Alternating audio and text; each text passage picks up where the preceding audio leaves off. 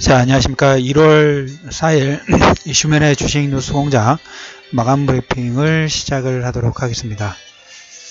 1월 지금 최근 한 2, 3주 정도 수급이 움직인 부분들이 조금 편차 부분들이 좀 없잖아 좀 있죠. 오늘이 이제 1월 4일입니다. 목요일이죠. 다음 주면 이제 옵션 만기일이죠. 오늘 외국인 투자자들하고 기관 투자가들이 약간 상반대 전략 부분들을 좀 진행을 하고 있어요. 외국인들이 오늘 선물 13,000계약. 어제도 그런 얘기를 드렸고 아마 당분간은 계속적으로 그런 부분들이 될 겁니다. 지수 볼 필요 없어요. 지수 보지 마세요. 지수는 그냥 참고 정도만 하시고, 특히 다음 주에 이제 옵션 만기일입니다. 그리고 우리가 어제 잠깐 코멘트 드렸던 부분들처럼 2, 4분기 2, 4분기가 마무리되는 즈음에 중국의 인덱스 펀드가 편입이 좀 됩니다. 작년에 이제 이 편입 부분도 결정 났을 때 시장에서 자금의 어떤 변동폭이 어느 정도 금액이 될 거냐, 몇 조가 될 거냐, 이런 걸로 상당히 얘기가 많이 됐던 부분들입니다. 그런 포트폴리오 전환 부분들이 진행이 될 겁니다. 그러다 보면 코스피 쪽에서는 아무래도 이제 거기에 대한 영향 부분들을 받을 수밖에 없고, 외국인들 입장에서는 그걸로 인해서 우리가 지난달 대주주 양도 차익 관련된 부분하고 신용 관련된 부분들로 인해서 외국인들이 꼬리를 가지고 몸통을 흔드는 장세, 중간중간에 요동요동 치죠. 그 가지고 뭡니까? 현물은 그렇게 막 대량 매도 부분들을 하지는 않아요. 물론 3, 4분기 끝나고 4, 4분기에 삼성전자와 SK하이닉스의 대량 매도 부분들이 진행됐습니다만, 그것은 어떻게 차익 매물 부분들의 어떤 측면으로 보실 필요가 있겠고, 그 외의 종목군들은 외국인들이 뭐 대량 매도를 하고 추세를 반전시키는 것보다는 올라간 종목군, IT 종목군들은 차익 부분들 진행을 하면서 그때까지 오르지 못했던 종목군들을 저가 매수 부분들을 진행했죠. 대형주 쪽에서는 IT 전기전자 쪽을 차익 실현하고 그 외에 섹터를 저가 매수 부분들을 하고, 그 다음에 코스닥 관련된 부분들의 저가 매수 부분들을 진행했던 게 작년 3, 4분기하고 4, 4분기입니다. 올해 역시 그 추세 부분들은 크게 변동폭 부분들은 없을 거예요. 전기전자 쪽하고 기존의 주도주들, 제약도 마찬가지고 바이오도 마찬가지고 물론 오버슈팅 부분들이 뭐 정책 모멘텀 부분들 일시 나올 수 있겠습니다만은, 우리가 작년 2017년도에 상승 주도주 섹터 부분들은 뭐 가지고 계신 분들은 박스권 내에서 뭐 현금화 부분들 계속적으로 그 유지 부분들 하지만 1, 4분기, 2, 4분기 내에 작년의 고점 부분들을 넘어설 성장 동력 부분들이 나오는지, 실질적으로 주가가 전고점 부분도 고점의 돌파 부분들에서 안착이 나오는지, 그렇다 하면 그걸 확인하고 다시 전략 부분들을 세우셔도 그때 늦지 않습니다.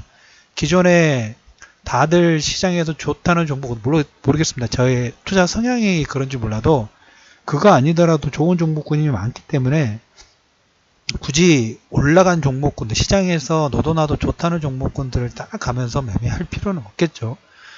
그런 측면으로 일단 저는 시장을 좀 바라보고 있습니다. 외국인들 13,000계약, 말씀을 드렸어요. 지수 볼 필요 없어요. 지수는 삼성전자 실적 부분들이 이번 주 후반이 아니라 다음 주 화요일로 다시 확정이 좀 됐습니다. 화요일 잠정 실적 부분들 나오는데, 다음 주에는 좀 일이 좀 많아요. 또 삼성전자 AB 실적 부분들이 있고, CES가 있고, 그 다음에 옵션 만기가 있고 그로 인해서 외국인들은 잠시 틈새 시장으로 꼬리를 가지고 몸통을 흔드는, 그리고 이제 기관 투자가들 보면 작년 하반기에 윈도우 드레싱 효과 부분들의 차익 부분들 좀 챙겨놓고 일단 좀 챙기는 전략 부분들 좀 진행하고 있죠. 그리고 특히 코스닥 쪽에서 대량의 매도 부분들을 좀 진행을 하고 있고, 오늘 장중에 외국인들 특히 근데 제어 매도 부분들, 기관 쪽에서 양쪽 매도 부분들이 나왔던 부분들이 기존의 상승 주도주 섹터, 작년에 2017년도에 올라간 섹터 부분들의 차익 매물 부분들이 계속 출회되고 있다. 그 와정 중에 지금은 지수 보는 장이 아니라 종목 장세라고 말씀을 좀 드렸죠. 계속적으로 보면 어떻게 지금 계속 종목 장세가 진행이 되고 있어요. 오늘도 보시면 아침에 텔레그램 들어오신 분들한테 장 시작 전에 제가 여러분들한테 비트코인 관련된 부분들은 비트코인 매매 부분들은 하지 마시면 좋겠지 않을까 라는 코멘트를 좀 드렸지만, 아침에 장 시작 전에 이 뉴스 보고 아이디어가 상당히 상큼한데 라는 볼록에서 바로 주소를 복사를 해가지고 바로 메신저로 텔레그램 메신저로 보내드렸어요. 어떤 기사냐면 오늘 상한가 들어갔으면 에이티넘 인베스트먼트 뭐 두나무라는 회사가 비트코인을 매매를 하는 게 비트코인 거래소 있죠. 거래소를 통해 가지고 그 두나무라는 데는 이제 카카오 계열이라고 보시면 돼요. 그래서 카카오 이익 부분하고 연결 부분도 되는데 전에 약간 넵튠 블루홀 지분 부분들을 가지고 있었을 때 넵튠의 강한 상승 분세 부분들이 장외 시장에서 형성이 좀 됐고 그 지분을 소량 가지고 있는 종목군들까지 W 이상의 상승 파동 부분들을 이끌어냈죠. 우리나라에서는 비트코인을 규제를 합니다. 규제를 하고 이번 달 중하순 정도까지 해서 경과 부분들을 좀 지켜보고 다시 연락 부분들 좀 펼 거로 생각을 하는데 아침에 제가 뉴스를 보내드린 내용은 우리나라에는 카카오가 잡고 있고 일본이라든지 동남아 쪽은 라인이 그래도 우리나라 카카오 유상 부분들을 가지고 있는 게 라인 메신저인데 라인을 통해 가지고 비트코인 거래를 일본에서 진행한다. 이거 완전 센세이션하죠. 국내에 또 규제 완화 부분도 규제를 받기 때문에 일본 쪽에서 이런 새로운 통로 부분들을 만들어 가지고 한다는 것은 상당히 민첩한 전략 중에 하나일 것 같아요. 그리고 국내뿐만 아니라 해외 시장 쪽으로 이렇게 뭔가 진출하는 모습 자체는 상당히 좋죠. 그래서 오늘 에이티넘 인베스트가 상한가를 들어갔는데 저는 그건 어떻게 보면 뉴스 때문에 오늘 강한 상승 부분들이 그래서 뭐 고급 유료 정보에서는 어제부터 해서 이런 내용들이 좀 돌았나 보더라고요. 그래서 오늘 아침에 이제 그 기사를 저도 보고 바로 보내드리긴 했습니다만은 저는 그 비트코인 라인을 통해 가지고 비트코인 거래소 매매 수수료가 상당히 좀 좋아요. 50% 이나 부분들 하긴 했습니다만은 매매 수수료가 뭐 2만원에서 만원 정도 하기 때문에 상당히 수수료율이 좋기 때문에 영업이익 측면은 상당히 긍정적인 부분이다. 저는 근데 그거보다 우리가 이제 4차 산업혁명위원회 작년 11월 30일부터 우리가 5G 관련된 부분 계속적으로 얘기를 드렸고 유전자 진단 그리고 이제 자율주행 그 다음에 뭐 자동차 전장 IoT 반도체 이런 정보권이 계속 소나며 돌고 있어요. 소나며 돌고 있는데 코스닥 세제 개편안 관련된 부분에서 돈이 돌기 시작하면서 하반기 쪽에 벤처 투자에 몰리는 자금 자체가 상당히 큰 금액이라고 말씀을 드렸어요. 한국 벤처 투자 모태펀드가 8,700억, 국민연금 2,000억, 교직원 경제 1,500억. 자, 이런 벤처 투자 자금에 몰리는 자금이 들어왔을 때 어디가 가장 수혜를 볼까요? 이 얘기는 제가 근데 오늘만 얘기 드린 게 아니에요.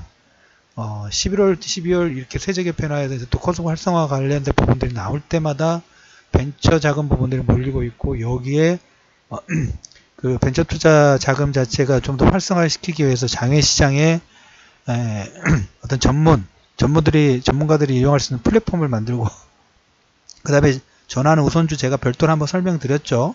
블루월 관련돼서 RCPS 전환 우선주가 어떤 내용을 가지고 있고 그걸 통해서 몇몇 기업들이 어떤 퍼포먼스를 냈는지 60에서 70배 정도의 수익률 부분을 냈던 케이스 그리고 삼성이 벤처 기업 부분을 하나 인수를 하면서 IPO를 택하는 게 아니라 회사 M&A를 통해 가지고 네이버도 명함 서비스 리멤버미 이걸 인수를 하면서 벤처 투자했던 그 회사들은 투자 자금을 몇 년 만에 몇 배 이상의 성과를 올렸죠.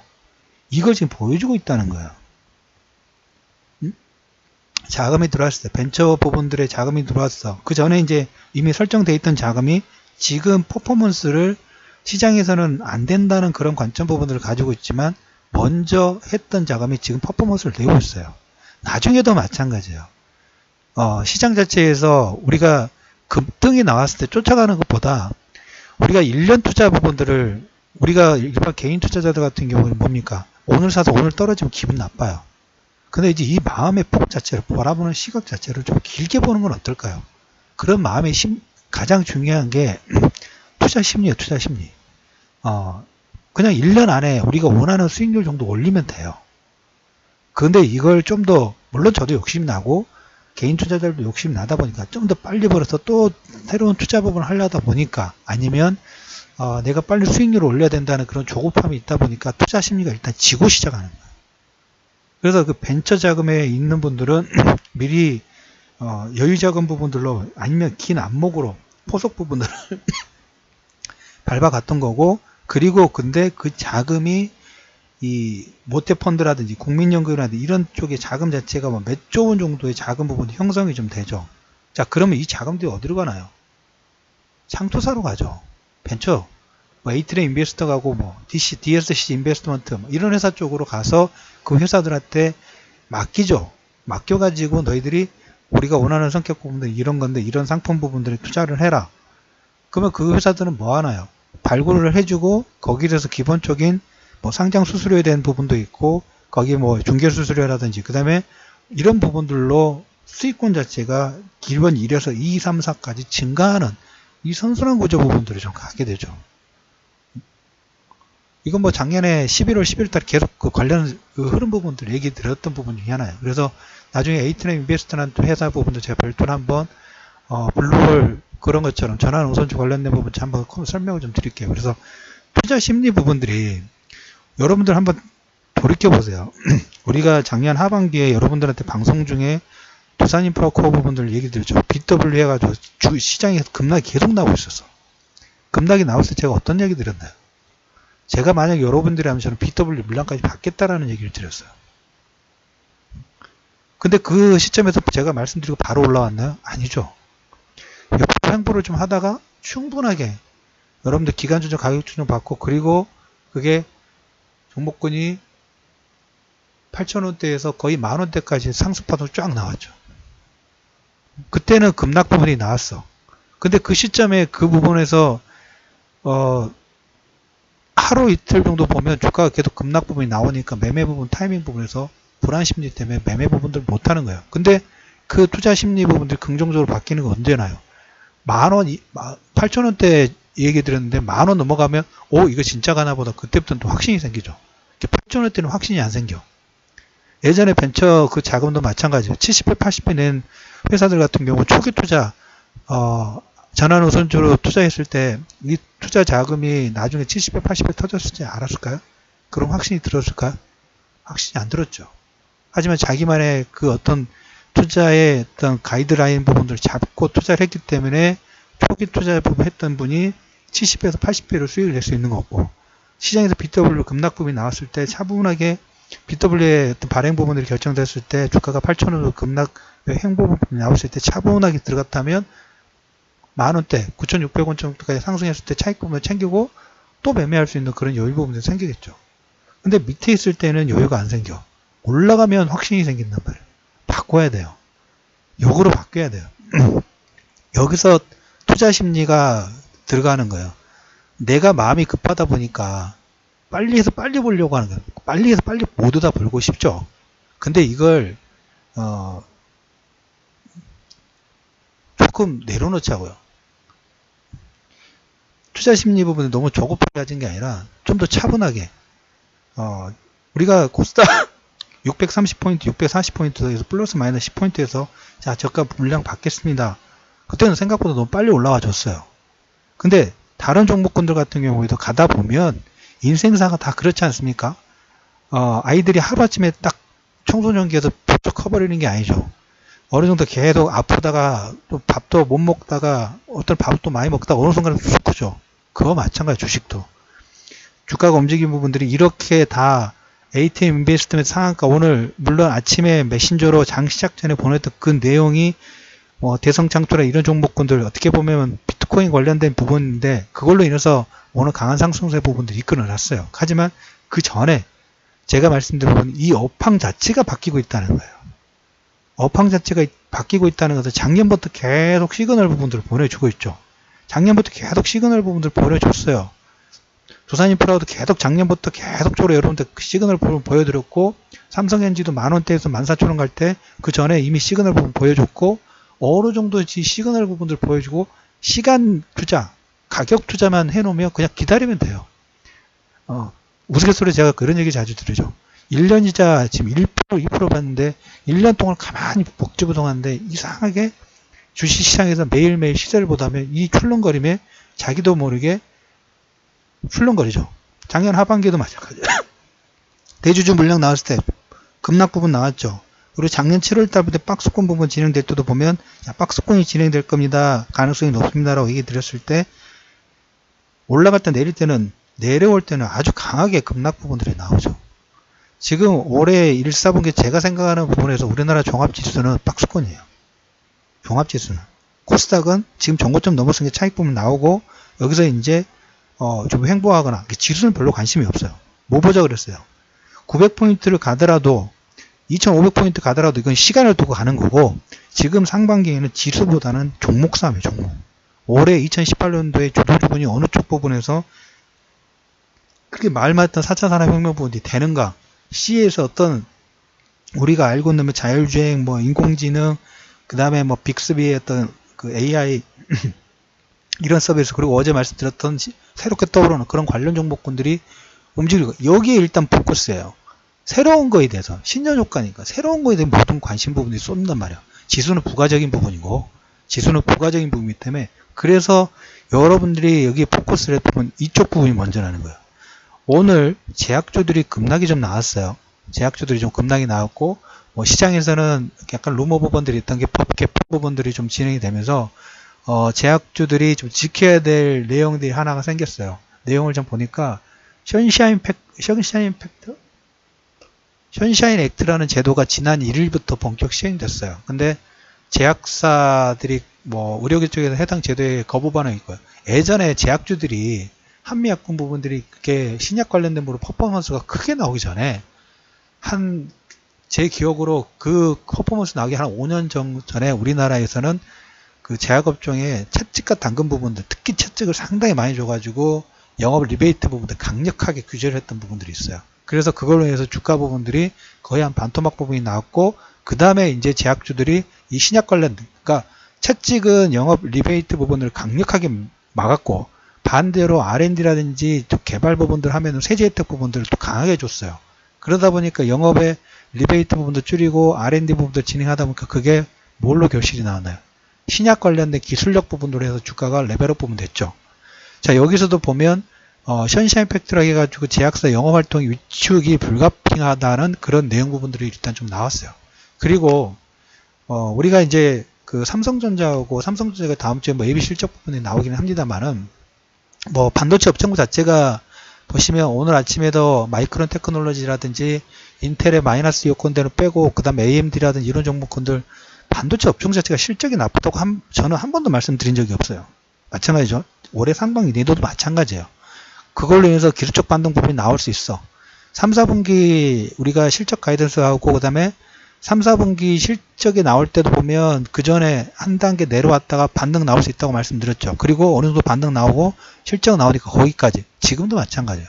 삼성전자 실적 나오면 최소한 뭘 우리가 기대해야 될까요? 3, 4분기보다 최소한 30% 이상의 서프라이즈가 나오면 그때 관심권이고 그 전까지는 계속 매매 영역이 아니에요.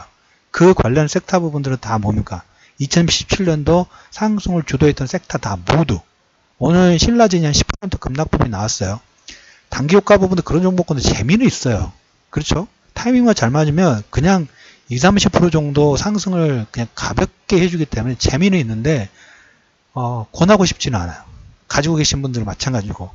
그래서 2017년도에 주도주했던 주도주 종목군들 이미 다 한번 퍼포먼스를 냈지 않습니까?